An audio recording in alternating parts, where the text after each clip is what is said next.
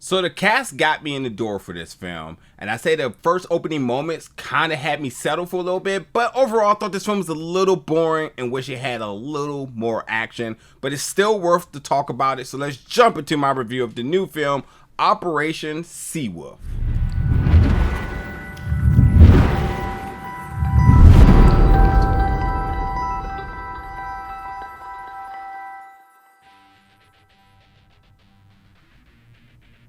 Hey, what's up everybody, and welcome back to the channel today for another review. And today we're going to be reviewing the film Operation Seawolf, which is going to be in theaters and on demand October 7th and digitally October 25th.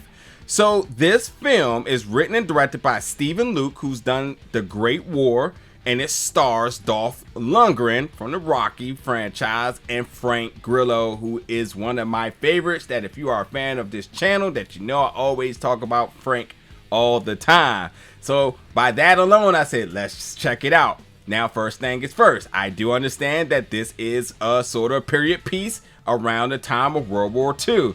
So could Frank be doing some martial arts in this? Could Dolph be getting down doing some martial arts? It's not even a chance, right? So I did not have that expectation, folks. And if you by any means do, just stop watching this review right now, because there's no martial arts in it. But I did want to kind of see what they were going to bring to this film, and I think there's always a certain level of seriousness with them at times when they want to play sort of either, you know, a protagonist or antagonist. I think they just bring a presence to their characters that you just take them serious, you know.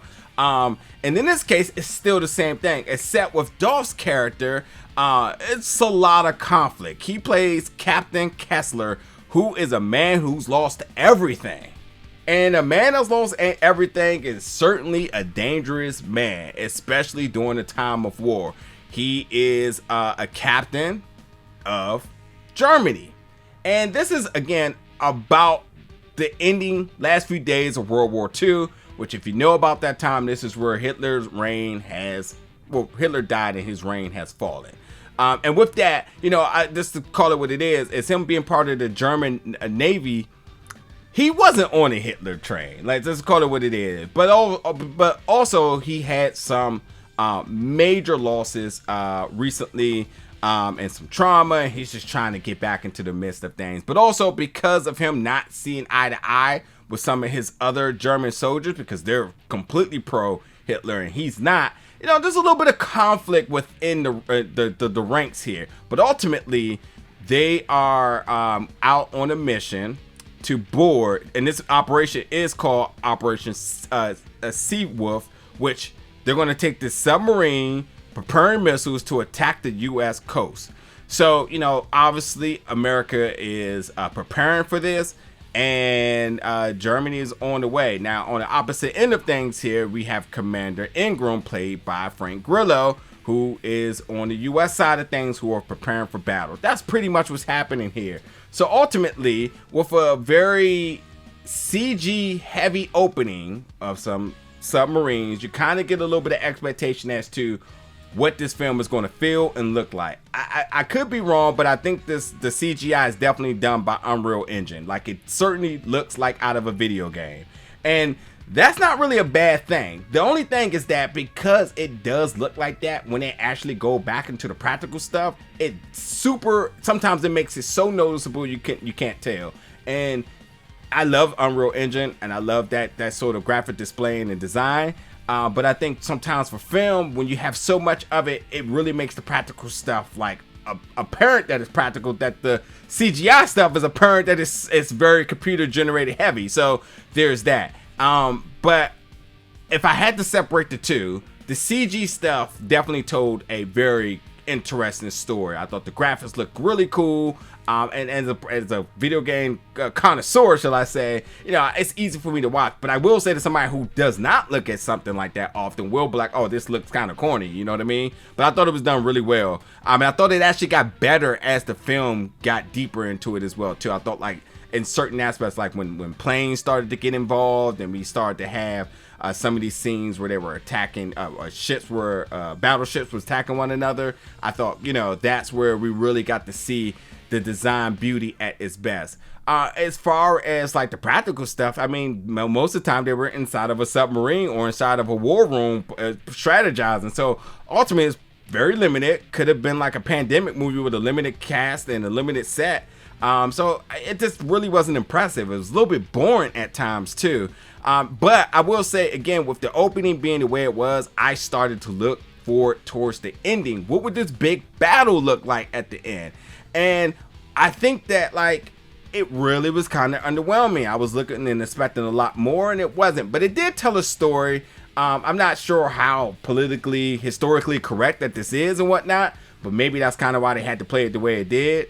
But it was a little bit underwhelming. I think that, you know, some of the acting was terrible. The drama, some of the acting and drama was sort of terrible at times. It was completely over exaggerated, and the fact that they like swayed away from a lot of the things that could have been shown. I felt like a lot of things were implied, like when ships were being attacked, and then they cut away from actual damage and what was happening to the folks on board, and they just came back to the scene. Everybody was just kind of laying down. It's just kind of like, wow, like I felt like that was a missed opportunity to really build some action into this. And I will say that by the third act, when you actually started to understand what the conflict was, that's when I actually started to get invested. But at this point, it started to be a little bit too late in the film, because at the point now, I think once things started to, once decisions and once certain events started to occur overall with the war, that this battle started to take another shape. And that's when you was kind of like, oh, okay, so what happens here and whatnot. I don't want to give anything away, but you know, that's kind of where I was just like, all right, I'm feeling a little bit more compelled to be attached to this film. I'm starting to feel the action. I'm starting to feel the stakes. But at that point, again, it just felt like it was just a little bit too late to really truly get invested into this film. One thing I really did love about this though was the music. The music was awesome the entire time. I was really feeling that, and I think that was really one of the bright spots of this film. So, but overall, I think, like, listen, if you like a film that has to deal with war in World War II, then hey, this is worth checking out. If you really want to see some really, I think, very well done CGI done in this for films in this film, I definitely think you should check that out. I can almost say that anybody who's inspiring to get into sort of graphic design and maybe Unreal Engine and whatnot, I think like this is a film that you can look at to kind of get some inspiration. I thought they did a good job in that.